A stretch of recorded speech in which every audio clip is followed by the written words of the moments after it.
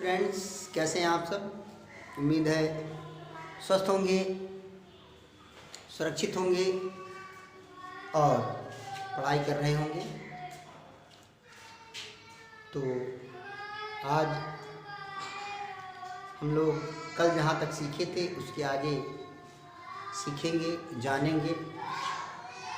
तो चलिए शुरू करते हैं। कल हम लोगों ने सीखा कि अगर दो बिंदु x1 कामा y1 तथा x2 कामा y2 हैं और कोई बिंदु x कामा y उन्हें अंतः विभाजित करता है तो x इज इक्वल टू क्या होगा, mx2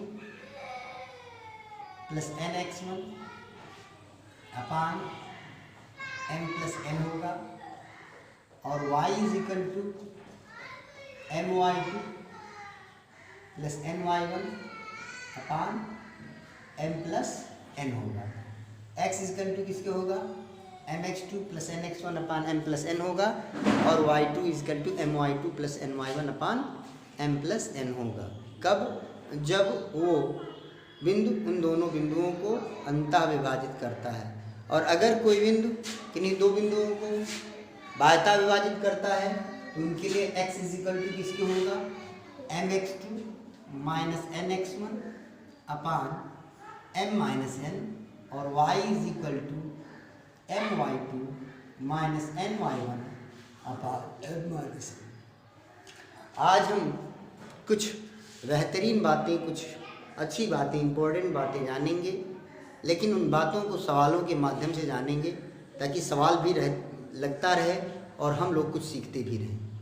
तो चलते हैं, शुरुआत करते हैं सवालों के द्वारा। कितने तरह के सवाल बन सकते हैं, समझिए कि आपको वो टॉपिक्स बताए जा रहे हैं, उनको समझना है। तो पहला क्वेश्चन आपका आता है कि बताइए कि 2,3 तथा 4,5 को 2:3 के अनुपात में विभाजित करने वाले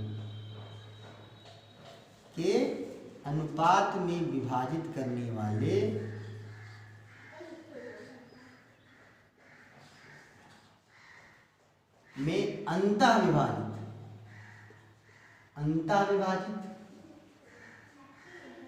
यूं बाह्यतः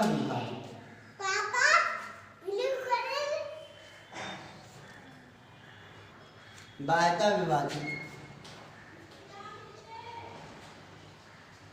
करने वाले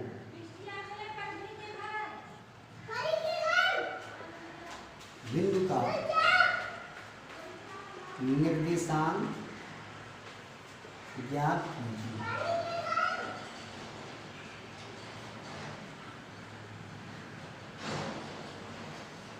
दो कामा 3 तथा 4,5 को अंतः विभाजित तथा बाह्यतः विभाजित करने वाले बिंदु का निर्देशांक ज्ञात कीजिए। तो यानी दो, एक ही उसमें दो सवाल बन चुके हैं, दोनों पर हम लोग चर्चा करेंगे। तो चलिए शुरू करते हैं मेरे बच्चों कि अंतः विभाजन के लिए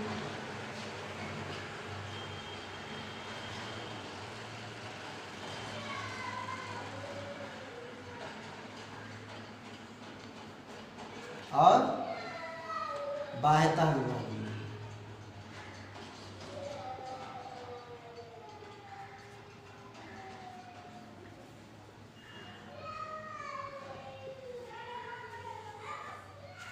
किन बिंदुओं को विभाजित कर रहा है, 2,3 तथा 4,5 किस अनुपात में विभाजित कर रहा है, 2:3 के अनुपात में। तो आपको इस बिंदु को क्या मानना है, x1 कामा y1 मानना है। दूसरे बिंदु को क्या मानना है आपको, x2 कामा y2 मानना है। और किस अनुपात में विभाजित कर रहा है, 2:3 के अनुपात में विभाजित करता है, यानी m हो गया 2 और n हो गया 3।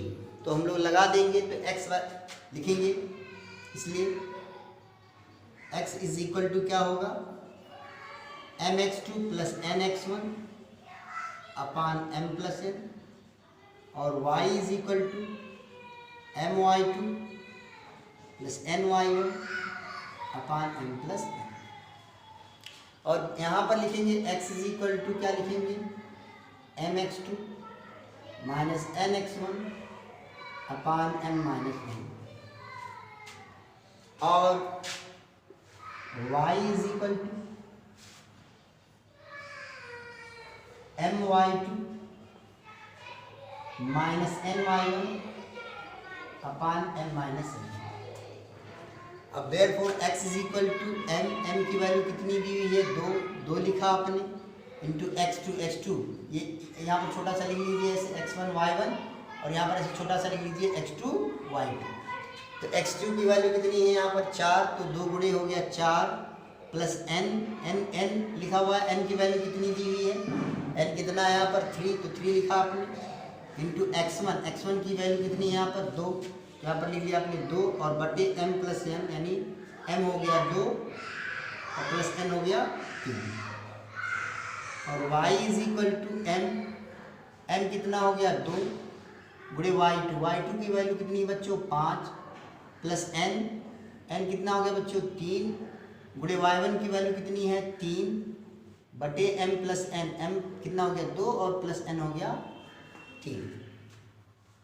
इसी तरह से सेम यहाँ पर भी सेम यही चीज उतार देना है, जहाँ पर प्लस है वहाँ पर माइनस लिख देना है, यानी 2 इंटू 4 लिखेंगे, m की जहाँ पर क्या लिखेंगे 2 इंटू x2 की वैल्यू कितनी है 4 लिख दिया, माइनस लगा दिया n की वैल्यू कितनी है 3 लिखेंगे, इंटू x1 की वैल्यू कितनी है 2, तो 2 लिखेंगे, बटे m माइनस n, m कितना है 2 और n की वैल्यू कितनी है -3, तो 2 माइनस कितना हो गया बच्चों 3 हो गया।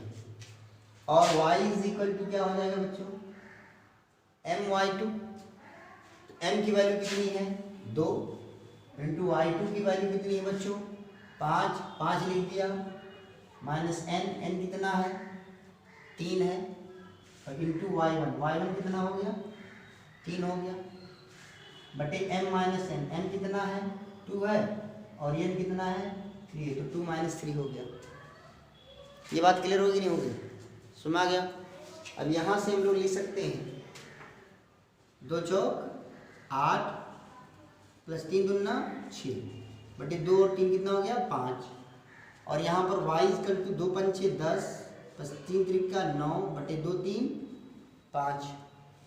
यहाँ पर x इक्वल टू कितना हो जाएगा 2 चौक 8 माइनस 3 दूना 6 बटे 2 में से 3 गया -1। यहाँ पर y इक्वल टू 2 पंचे 10 माइनस 3 त्रिका 9 बटे 2 में से 3 गया -1। अब यहाँ से आप लिख सकते हैं कि x is equal to 8 plus 6 कितना हो गया 14 अपान 5 और यहाँ पर y इज इक्वल टू कितना हो गया 10 प्लस 9 कितना हो गया 19 अपान 5 हो गया। और यहाँ पर x इज इक्वल टू कितना हो जाएगा बच्चों 8 में से 6 गया 2 अपान कितना हो गया -1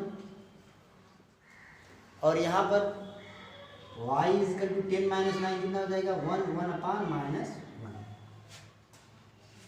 तो यहाँ पर बिंदु का निर्देशांक क्या हो गया बेटा, बिंदु का निर्देशांक बराबर, तो बिंदु का निर्देशांक पहले x लिखेंगे तो कितना हो जाएगा 14/5 कामा 19/5। क्लियर हुआ कि नहीं हुआ। और यहाँ पर 2 से 1 को x बराबर कितना आ गया, यहाँ पर 1 से 2 को भाग देंगे -2 आएगा और 1 1 केम 1, तो y का मान कितना आ गया -1। तो इसलिए बिंदु का निर्देशांक कितना हो गया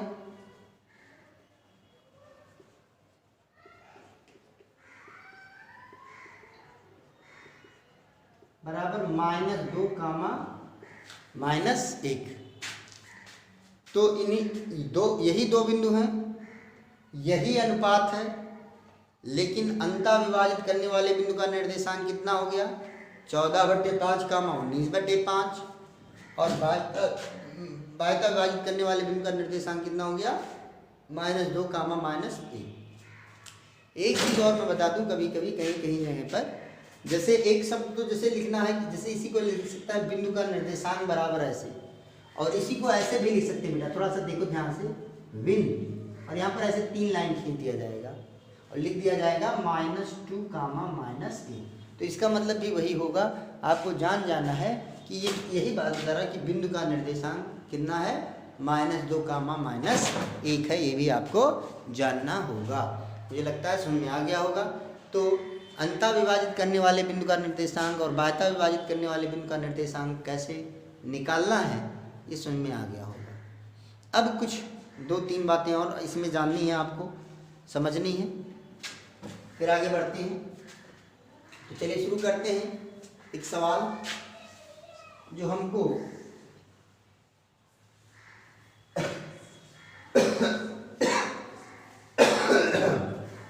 कुछ और बातें बताएगा, कुछ और बातें सुनाएगा कि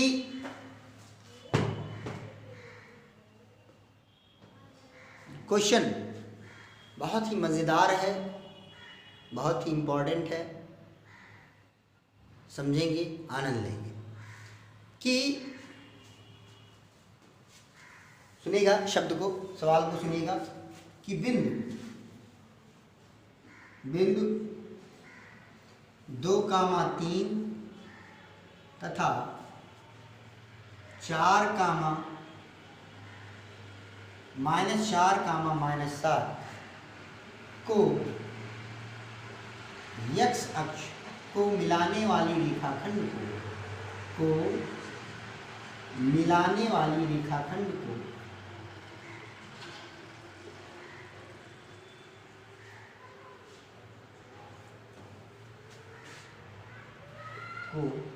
x अक्ष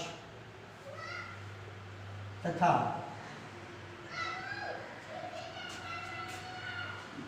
y अक्ष किस अनुपात में बांटता है।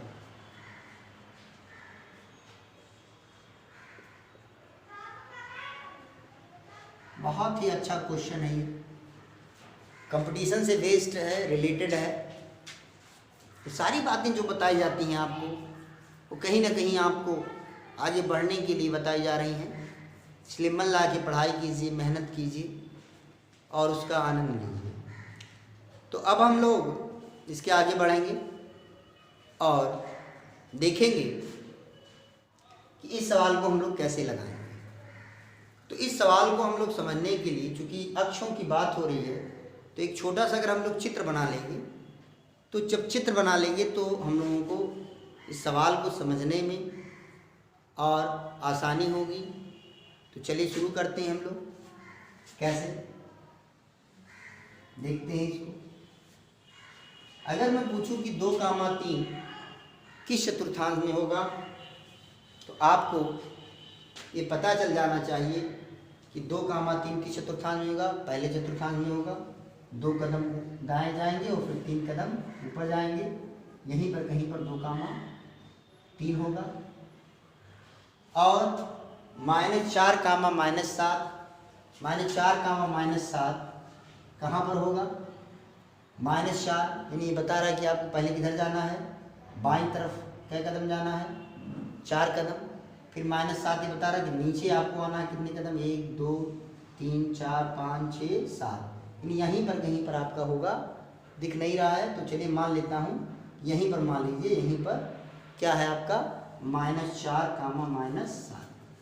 अब अगर मैं इसको मिलाता हूँ तो ये जो रेखाखंड है ये x अक्ष को भी काट रहा है और y अक्ष को भी काट रहा है। अर्थात हम ऐसे भी बोल सकते हैं कि अगर ये रेखाखंड AB है तो रेखाखंड AB x अक्ष द्वारा भी अंतःविभाजित हो रहा है और y अक्ष द्वारा भी अंतःविभाजित हो रहा है। तो हमें यही पूछा है कि ये बिंदु तथा ये बिंदु को मिलाने वाली रेखाखंड x अक्ष तथा y अक्ष को किस अनुपात में विभाजित करता है, किस अनुपात में विभाजित करता है। देखा आपने, यानी ये जो x अक्ष पर स्थित ये जो बिंदु है वो a और b को किस अनुपात में विभाजित करता है, और y अक्ष पर स्थित ये जो बिंदु है वो इन दोनों बिंदुओं को किस अनुपात में विभाजित करता है। बड़ा ही मज़ेदार क्वेश्चन है, बड़ा इंटरेस्टिंग क्वेश्चन।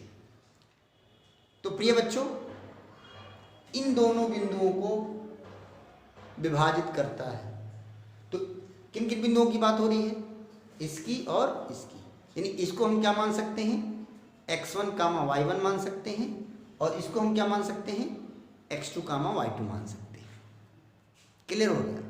लेकिन अनुपात नहीं पता है, हमको अनुपात निकालना है, m अनुपात n। तो अब हम क्या करें? कुछ सोचेंगे, और जब तक सोचेंगे नहीं तब तक कुछ भी काम नहीं करेगा। हमने आपको सिखाया पहले दिन, जैसे ही मैंने ये टॉपिक शुरू किया था, पहले दिन मैंने आपको बताया था कि x अक्ष पर कोई भी बिंदु होगा, यहाँ पर होगा, यहाँ पर होगा, यहाँ पर होगा, यहाँ पर होगा, कहीं पर होगा, उसका जो कोटि होगा वो क्या होगा? 0 के बराबर होगा। उसका जो कोटि होगा वो क्या होगा? 0 के बराबर होगा। यानी अगर ये रेखाखंड x अक्ष पर काट रही है तो वहाँ पर कोटि का मान क्या होगा? 0 होगा, अर्थात y का मान क्या होगा? 0 होगा। मुझे लगता है समझ में आ गया होगा। तो ये कितनी महीन सी बात है, यही तो सोचना है आपको, यही तो आपको सिखाएगा, यही तो, यानी हर चीज़ जो आपको बताई जाती है, जो आपको समझाई जाती है, वो आपको दिमाग में रखना है, उसको ध्यान रखना है हर एक शब्द को, तब आप बेहतर ढंग से कर पाएंगे। तो लिखेंगे कि जब बिंदु जहां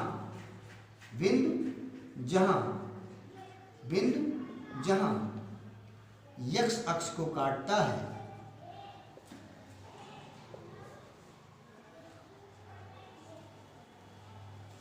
x y इक्वल टू किसके होगा? 0 के होगा।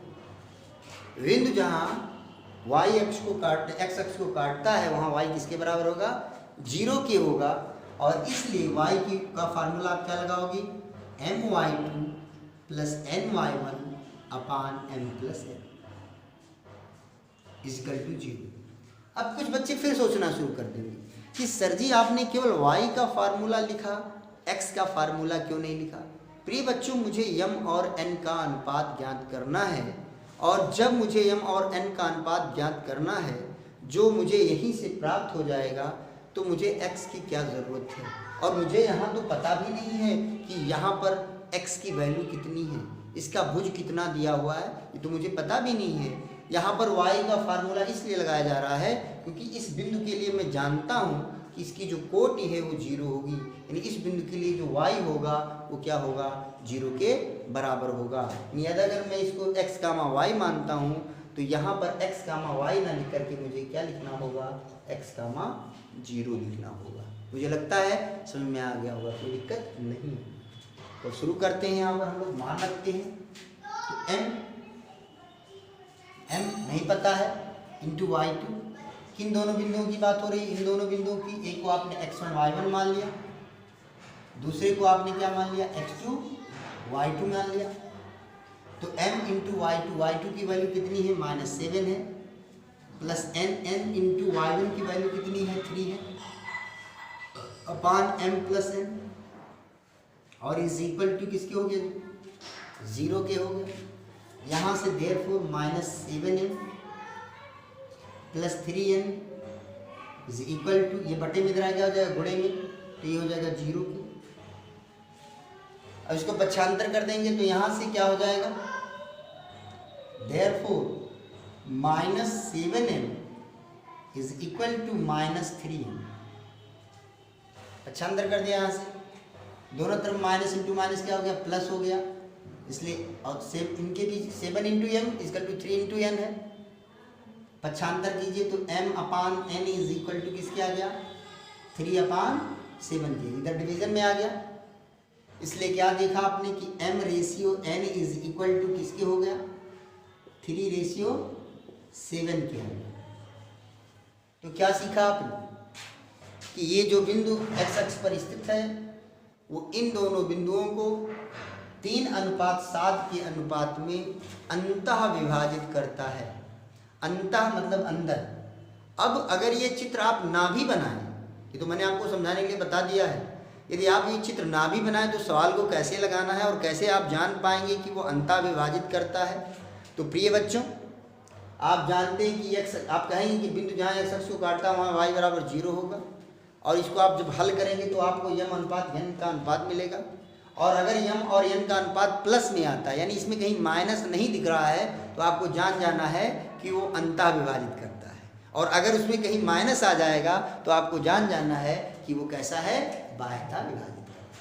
तो अभी आधा ही सवाल हुआ है, पूरा सवाल आपको करना है, ये आपका काम है। मेरे पास मैसेज कीजिए, बताइए कि जो है y अक्ष को किस अनुपात में बांटता है। ये आपका काम है, इसको आप करिए। आगे बढ़ते हैं एक नए सवाल के साथ, एक नई बातों के साथ, कि हम कैसे जान पाएंगे कि कोई बिंदु उन दोनों बिंदुओं को, किन्हीं दो बिंदुओं को बाह्यतः विभाजित करता है। अंतः विभाजित की बहुत सी बातें हो गई हैं, हम लोग एक सवाल के माध्यम से जानेंगे। अब जैसे y अक्ष, पहले यहाँ पर थोड़ी सी बात कर लें, y अक्ष किस अनुपात में बांटता है, ये भी है। तो y अक्ष के लिए क्या होगा, x बराबर 0 लिखेंगे, और यहाँ पर जो x बराबर 0 रखेंगे तो x का फार्मूला लगाएंगे और आपको m और n का अनुपात मिल जाएगा। अब हम लोग एक नए सवाल के माध्यम से जानेंगे, समझेंगे कि अगर हम कैसे जान पाएंगे कि कोई बिंदु किन्हीं दो बिंदुओं को बाह्यतः विभाजित करता है। तो आइए हम लोग देखते हैं और जानते हैं सवाल को।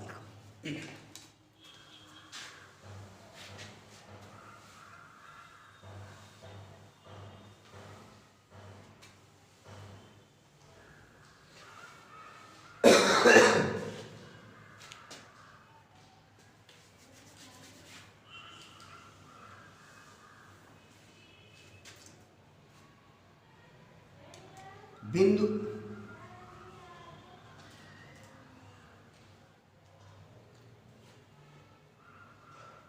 2,5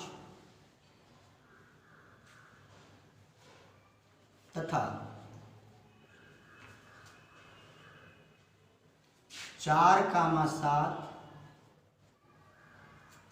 को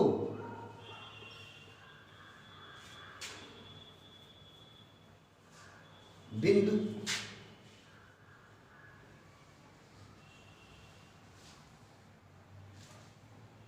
6,9 या थोड़ा सा और कर देता हूं उसको, -1,2 किस अनुपात में विभाजित करता है, किस अनुपात में विभाजित करता है।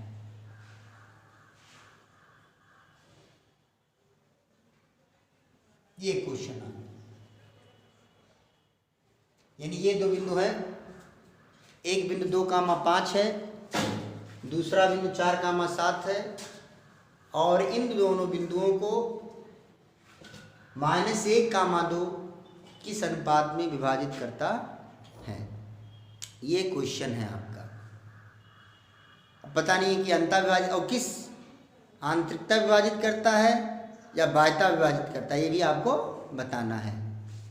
तो किन दोनों बिंदुओं को विभाजित करता है, कौन सा बिंदु विभाजित करता है, ये बिंदु। तो जो बिंदु विभाजित करता है वो बिंदु अगर दिया हुआ है तो उस बिंदु को आप क्या मानते हो, उस बिंदु के निर्देशांक को क्या मानोगे, x, y। और जो जिन दो बिंदुओं को विभाजित करता है उसमें से पहले बिंदु को के निर्देशांक को आप क्या मानोगे, x1 y1, और दूसरे बिंदु को क्या मानोगे, x2 y2। समझने की क्लियर हो गया कि नहीं हो गया।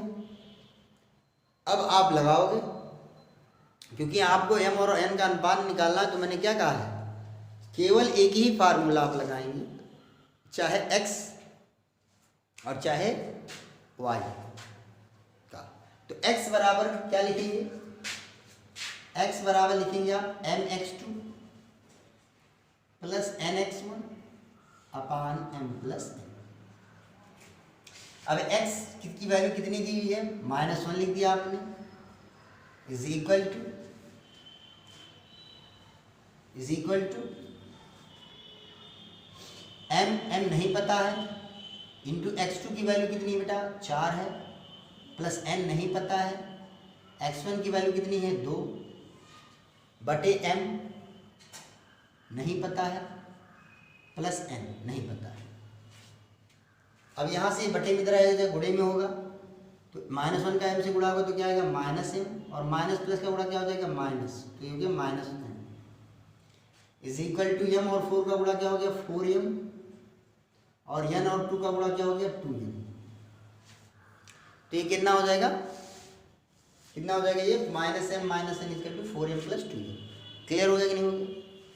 अब यहाँ से पक्षांतर करेंगे, यहाँ से आप m को इधर लाएंगे तो क्या होगा, therefore -m - 4m is equal to 2n, और -n इधर आए क्या हो गया +n हो गया। तो यहाँ से क्या मिल गया, देयरफॉर -4m और 1m कितना हो गया 5m इज इक्वल टू किसके हो गया 3m के। तो यहाँ से आप लिख सकते हैं therefore m/n is equal to, ये गुणे में तरह क्या हो जाएगा बटे में, तो 3/-5। यहाँ पर देखा आपने माइनस चिन्ह आ गया कि नहीं आ गया मेरे बच्चों, आ गया। और माइनस चिन्ह ये बताता है कि ये जो बिंदु है वो किस अनुपात में विभाजित करता है, इन दोनों को बाह्यता विभाजित करता है, अंतः विभाजित नहीं करता है। यानी आप लिखोगे इसलिए m/n is equal to 3/5, minus में छोड़ देंगे और लिखेंगे बाह्यता विभाजित करता है।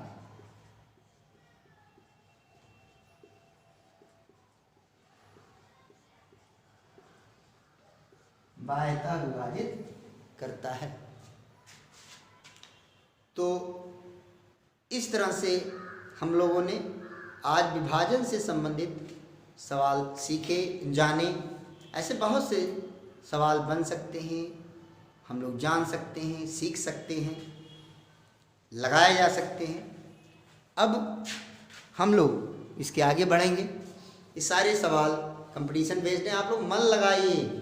ये मत सोचिए कि मैं बोल नहीं रहा हूँ तो ये सामान्य प्रश्न हैं।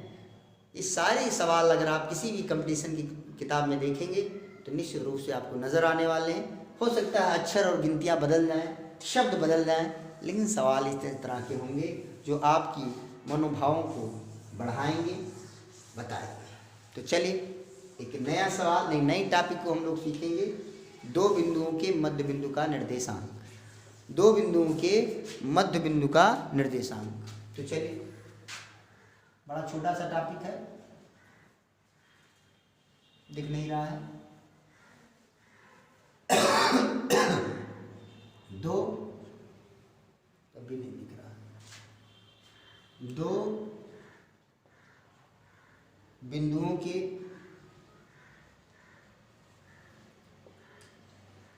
मध्य बिंदु का निर्देशांक।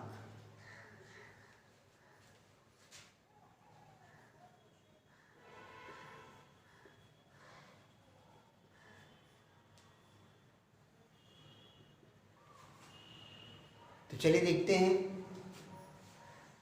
अगर दो बिंदु हैं, एक बिंदु x1, y1 है, दूसरा बिंदु x2, y2 है,